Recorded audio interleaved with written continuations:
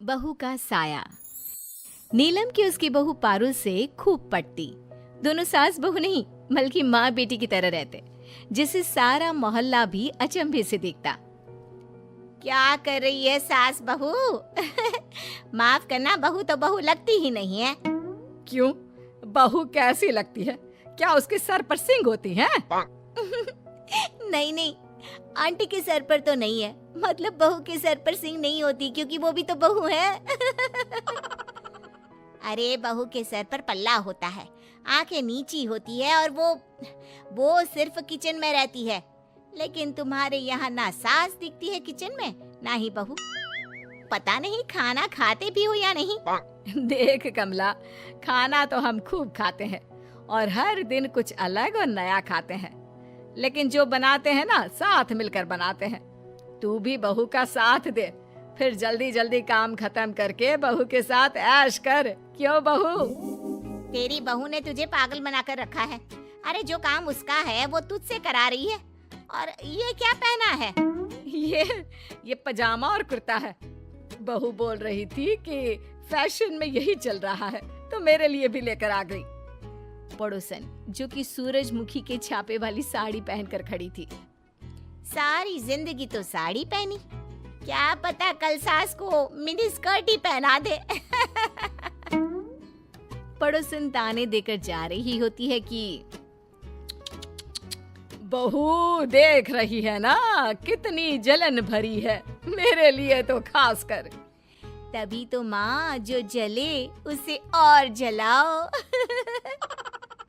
एक रोज बहू सास के पास आती है और गले लगा लेती है। अरे क्या हो गया मेरी गुड़िया को? माँ, आज बेटी दिवस में आपने मेरे लिए पोस्ट डाली है। बहू को बेटी दिवस की शुभकामनाएं कौन देता है माँ? तू मेरी बेटी ही तो है, ये तो मानने वाली बात है बेटा। लेकिन कहते हैं ना, जमाने की नजर लग जाए तो अच्छा खासा घर खराब हो जाता है। किसी कारण से बहू की डेथ हो जाती है। उसके जाने के बाद उसकी फोटो के सामने, मेरी बहू को कोई वापस ला दो, मेरे जाने की उम्र में वो क्यों चली गई? माँ, आज उसे गए 1 महीना हो गया है।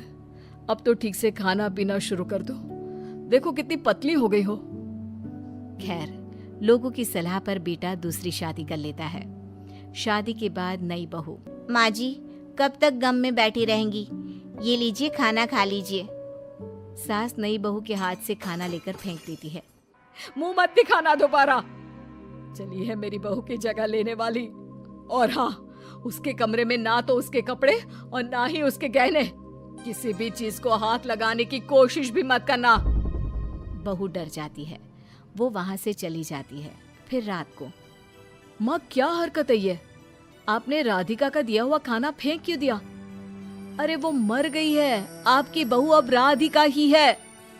नहीं, बिल्कुल नहीं, मेरी बहू ये कभी नहीं हो सकती। वही राधिका सास को मनाने की बहुत कोशिश करती, लेकिन सास को तो बहू के जाने का शौक लगा हुआ होता है। माँ को खाने में खीर पसंद है, आज मैं खीर बना देती हूँ। राधिका खीर बनाने लगती है, जिसकी महक से सास खुश हो जाती है। ये महक, ये तो मेरे बहू के हाथ के खीर की है। मैं जानती थी कि वो जरूर यहाँ आएगी। सास किचन में जाती है और देखती है कि राधिका खीर बना रही होती है।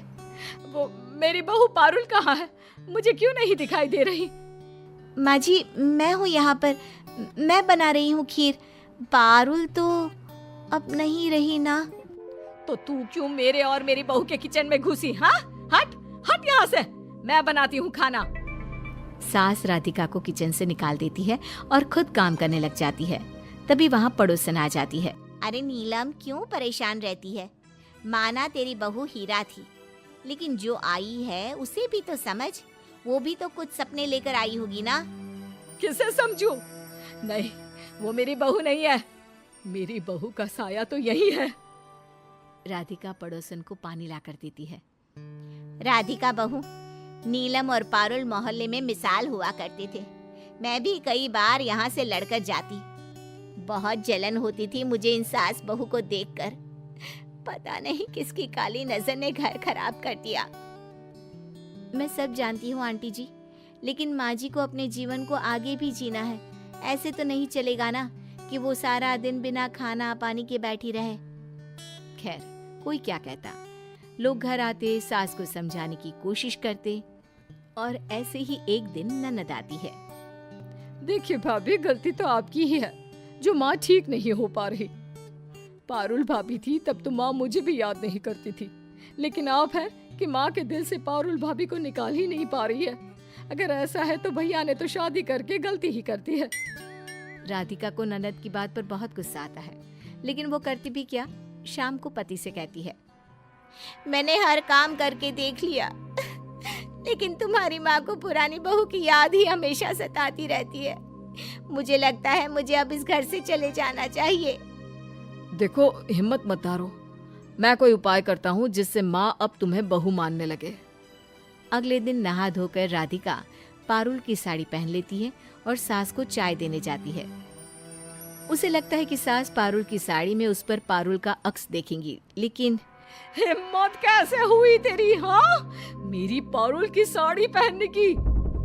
सास सारी गर्मा गर्म चाय राधिका पर गिरा देती है, जिससे वो जल जाती है। माँ जी, आज तो मैं नहीं जाऊंगी, चाहे जो भी हो जाए। आपको मुझे बहू के रूप में अपनाना ही होगा, या फिर सास राधिका को बहुत भला बुरा बोलकर कमरे से धक्के मारकर निकाल देती है। बड़ी आई मेरे पारुल की जगह लेने वाली। सास सो जाती है, लेकिन तभी उनके सपने में पारुल आती है। मेरी बच्ची, मेरी पारुल, कहाँ चली गई तू? माँ, मैं कहीं नहीं गई, बस राधिका बनकर आपका ख्याल रखना चाहती हूँ। माँ, वो मेरी जगह ले, यही मैं चाहती हूँ। तू ये चाहती है कि तेरे पति के साथ वो रहे? तू चाहती है कि मैं उसे बहू मान लूं? नहीं बेटा, नहीं, मुझसे ये नहीं होगा। माँ, जब मैंने कह दिया तो कह दिया, क्या आप मुझे खुश देखना नहीं चाहती हैं? सास पारुल को देख रही होती है कि वो गायब हो जाती है। ये मेरी बहू नहीं, उसका साया था। वो मुझे समझाने आया था। अब से मैं वही करूंगी जिससे वो खुश रहे। पानी, पानी, पानी, प्यास लगी है। तभी राधिका सामने पानी का ग्लास लेकर आ जाती है। उसका हाथ जला होता है। ये मैंने मैं बहुत गंदी हूँ, मुझे माफ कर दो। पारुल भी चाहती है कि मैं तुम्हें बहू मानूं। नहीं माँ जी, आप क्यों माफी मांग रही हैं? गलती मेरी थी, मैंने ही पारुल की साड़ी पहन ली थी। अब उसका सब कुछ तुम्हारा है बहू। पारुल जैसी नहीं, तू जैसी है वैसी ही मंजूर है मुझे। और राधिका सास को गले लगा लेती है।